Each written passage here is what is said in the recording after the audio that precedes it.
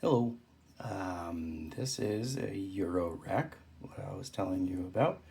It is a small setup. I've got, I'll just go over it quick because you just were more interested in how the aleatoric stuff works. So this is a unit, it's Pamela's new workout. It just basically runs the show for tempo, and if I want to do any clock divisions, like it's tempo stuff. This is a multi-use synthesizer. I love it. It is going to be the resonator in this. I'll get to that. That is so this is just like a small little multifunction synthesizer in of itself. This is another synthesizer. It's called Plaites. This one's particular is called Beehive. It's a clone of a very famous synthesizer called Plaites from Mutable Instruments. And this is where the magic happens, Marbles. That's another clone of Mutable Instruments. It was called... oh god, no, it is called Marbles. The Mutable Instruments one. Over here is Monsoon. That's called Clouds, and we'll get to that. That's just more effects and stuff like that. Also a clone. This giant thing I'm not going to be using today is a reverb unit. It's very powerful though, and this is just a mixer stuff. So anyway, I'll get to it. So if I turn up the volume on this guy right here, you just hear a repeating tone going over and over again. And basically what this is the tone is coming from this guy, Plaites, and it's being fed through Marbles right here. You know what, I'm gonna just do this for a second and drive by hand. So you see the little green lights blinking along with the tone. Basically all it's doing is saying play tone every time this clock event happens or whatever. I'll try to keep it less boring. So here we have a length. I can increase the length, but you still just hear that one note. That's because the spread is turned all the way down. So if I turn the spread up, so there is some random note generation. A little bit of bias on the lower side. We can go all the way and just hit nothing but low notes, or we can turn that up and hit higher notes. So all pretty customizable. I'll just go ahead and leave that in the middle right now. I can also tell it what kind of notes to play. For instance, if I go up here, that's a whole that's all just fifths and octaves. If I get it down to here, that's all very chromatic. So it's just gonna like hitting random notes on a piano.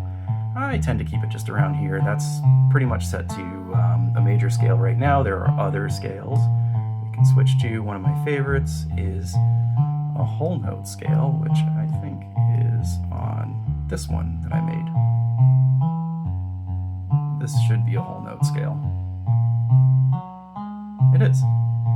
Or whole tone scale, sorry, whole tone. But just because we're keeping it all safe and accessible, we'll just stick to a basic old, I think it's a C major scale. So, here's your random notes playing. If you like something you hear, you can hit this, and that will freeze the notes. So you can hear now the same, whatever, 4 or 5 notes repeating. If you like there's not really any tempo to speak of. If I try to change the bias over a little bit here, now we've got some separation of notes. There's another tone generator that's not plugged in, but it's kind of bouncing between the two, and now it's favoring them equally. So if you like the tempo that's being played there, let's have it actually play something. I can freeze the tempo there, and that will freeze the tempo. We're not going to be dealing with that crap today because it's not interesting. So now this is what they call the deja vu knob. If I turn it just a little bit away from the note here, you can hear the notes kind of stay the same, but they also change a little bit. So it introduces a new note here and there. So that's how the whole note generation goes for the random bass notes. So now to show you just a very, very quick setup of how I made a few of the songs on the stuff that I sent you, we'll make this our bass tone. So first we're going to make it a lot lower. Right? It doesn't sound all that great. It's not the most exciting. Let me see if I can tweak it just a little bit here to make it more like something I would want to hear. I don't think it's going to get much better than that.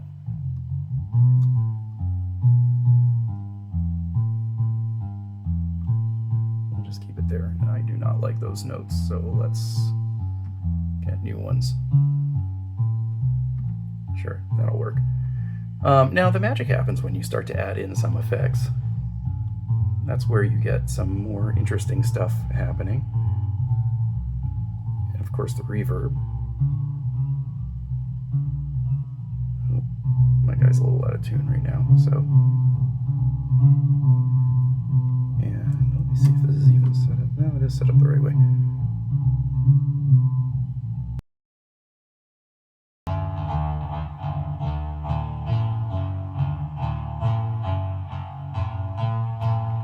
Alright, so what Clouds does is when you find a sound that you like, let's say that, it's a granular synthesis, or granular synthesizer, so we can freeze this here. And now you get that frozen moment from that sound. So, I don't know, let's just do this in the background, sure. I can kind of slide around the position of that grain. Let's get the right part. Now if we just throw on the reverb there, now you can hear something similar to what I was doing before. Alright, so now we've got our bass line kind of set up there. Just going to turn that down a little bit. Now we move over to the resonator. Not very much interesting stuff going on here, but you see I have a keyboard down here just out of view. I can't move it too much closer. But here, let's turn that off for a second. So on the keyboard, there are keys down here, but don't worry about that. Just these 4 buttons are the most important part that I'm about to show you. So if I turn these guys up and hit play, we should hear. So this is very fast right now. If I slow this down, slow the tempo down a little bit, and turn the reverb off, so hooray, it's a really simple little arpeggio thing that I plugged into this keyboard, and it's just going to keep playing it over and over again. So what the resonator does is it mimics a string or a bell or I can't think of the word right now, but drum, membrane, that's what it is. A membrane being struck. So you can change different things like how the bell is struck. So first, this is just the harmonics. Doesn't change much for, I guess it does for the bell. There you go. So it doesn't have to sound like a bell, but it uses the science behind like bell synthesis. This is how annoying you want your bells to sound. That's nice. This is how long you want your bells to sound. So yeah, you can go full on all the way to just kind of like muted bells. You usually want to find a sweet spot there. And then this guy over here is where on the bell you're striking it. So in the middle, this is more you'll see for strings. So we'll just leave it there for right now. So yeah, that all sounds really nice. And let's turn that down just a little bit. And you can speed it up a little bit. So you might recognize some of this too. I think this was in some of the pieces. But the fun happens when you, always the fun happens when you start to add effects. So that's just reverb. Gives it that kind of ghostly thing. And let's get some of the granular synthesis going. Oh, I'm clipping a little bit. Too loud. So we freeze it there. Let's hear what we have. There's some nice stuff in there.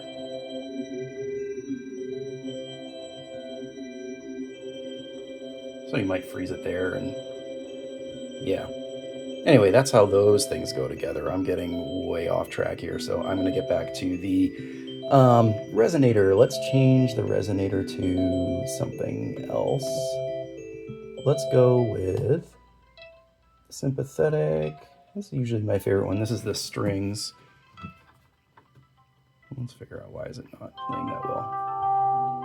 Oh yeah, okay, so you want to hit the middle of the string. If you hit the very end of a string, it's kind of like plucking the very end of a guitar string. That's no fun. So there's our strings. This is really ringing for some reason. Performance anxiety. Okay, so with your resonator, you can change, or the harmonics, especially with the string, you can change little harmonic notes that come across with the string. So you might hear, you might recognize in one of my pieces, I kind of screwed up in the middle of it, and it was going along, and it had all this great reverb behind it, and it was something like this. And I accidentally went like that, but it really worked. The problem was that there was some of that in there too. So I ended up just going with it and using it. So all that is just changing the harmonics of the string and pumping it through reverb, and yeah, it becomes a whole new instrument. And so I also recorded some other, this is off camera here, I'm just changing the little tunes that I recorded.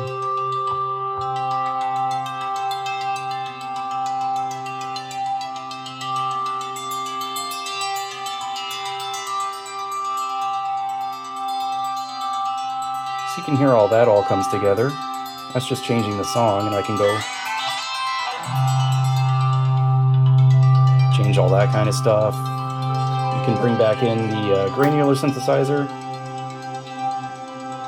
And finally, we can bring back in the bass, which is completely out of tune from from the other thing. But that's kind of oh yeah, forgot to turn off the turn up the reverb. Can't do anything without reverb and ambient, so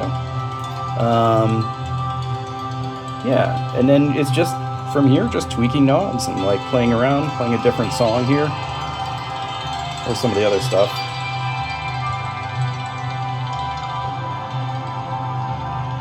And that is a really quick and dirty way to make music. And yeah, I hope you enjoyed it. So as a bonus, if you made it this far, if I can lift up my phone, if you look into the backyard, you see that white fence there? They built that fence in about 2 hours, and that's how long it took me to record the piece, which sounds like this, called Fences, and it was named after that. I tried to make it something about boundaries. I don't know if that got through, but basically it was an ode to my neighbor building a fence. She's really nice. I went out there and I said, "Is it something I said?" And she said, no, it's just landscaping. And she's actually a therapist. We talked for a little bit. It was really cool. Let's change to some other songs here. What other little ditties do I have? Oh, I forgot one thing to show you too, the chords. All right, I'll make this really quick. Let's turn off all of this noise here. All right, so you hear that. That's really pretty, isn't it? Let's make it a more accessible string here to listen to. Slow it way down. Yeah, I'm gonna go back to bells.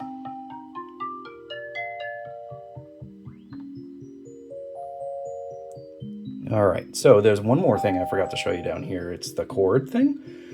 The chord stuff is really cool, actually. I'm gonna do this so you can actually see. Yeah, see, it really is a keyboard.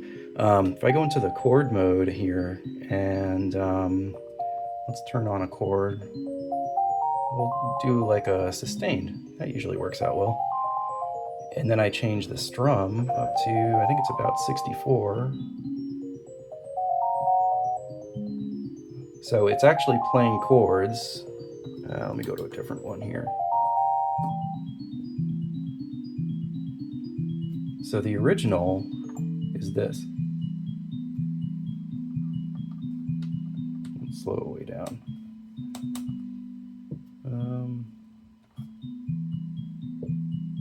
Yeah, you recognize that maybe from one of the pieces. I think, yeah, that was in Fences too. Anyway, sorry, I'm digressing. Let's slow it way down and then turn the chord up to something. So it's kind of strumming. You can change maybe the number of notes. Let's do a lot of notes. So this is another technique that I used when I wrote that stuff. If we go back over to the strings and make them sound more stringy.